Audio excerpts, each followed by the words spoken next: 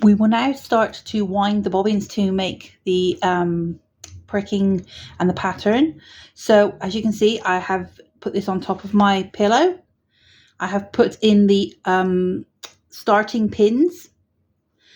The line is going from left to right to this pinhole here. So the workers need to be on this one here. They need to be at the very start of the trail. This is the trail line here. That's the first pinhole to work. So we're going from left to right. And these 4 pins here will be for the passives. And that's what we will be doing now. We'll be working on winding those passives. 4 pairs, 1 pair for the workers.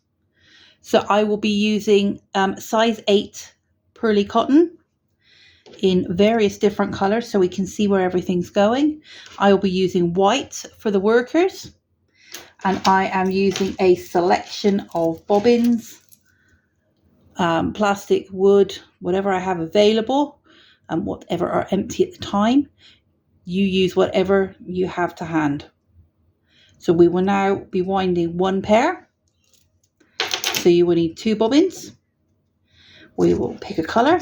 We'll go with yellow. This is how I wind threads onto bobbins.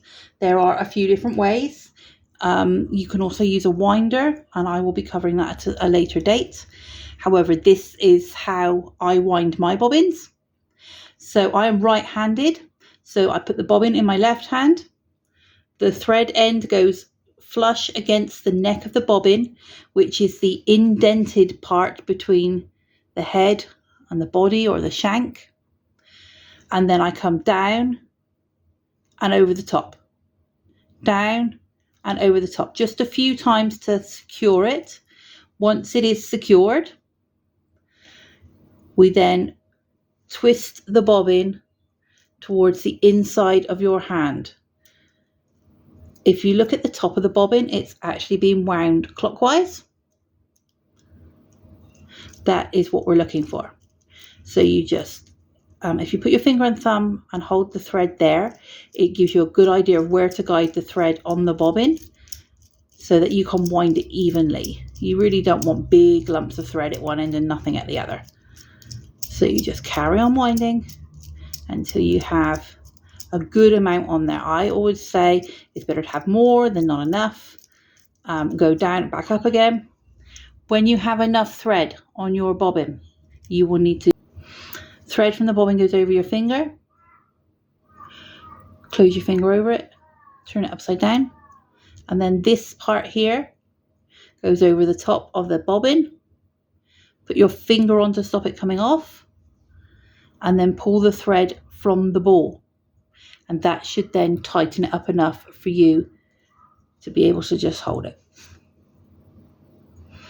If you let it go like that, it will twist, because as you are winding it onto the bobbin, you are naturally twisting the thread anyway. But that will stop it from unwinding as you go. So now we're going to thread the other part of the pair, the other half. You will probably need to pull off from the ball about 75, 80 centimeters.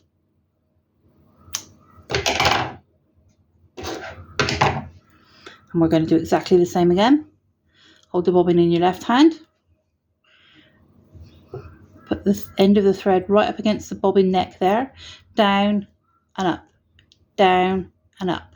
Several times so that it's secured. And then wind by twisting the bobbin towards you. You can wind by doing that, but you will find you twist the thread a lot more, and it becomes quite painful after a while because it's very repetitive on your hands. This is less tiring and a bit quicker, but whichever method you find is easier for you, that's what you need to do.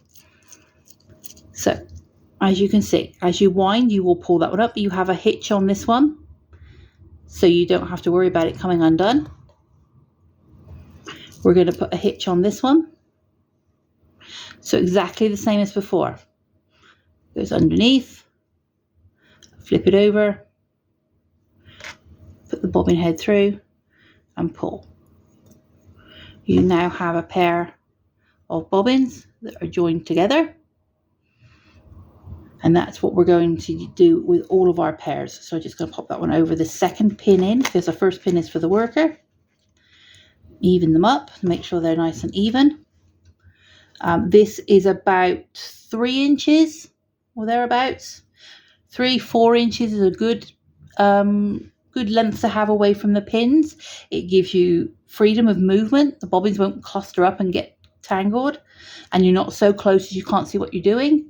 It's also really difficult to tension things if they're too long or really short. So this is what we're aiming for now. So I'll go ahead and wind the other 3 pairs, and I'll come back for the worker pair.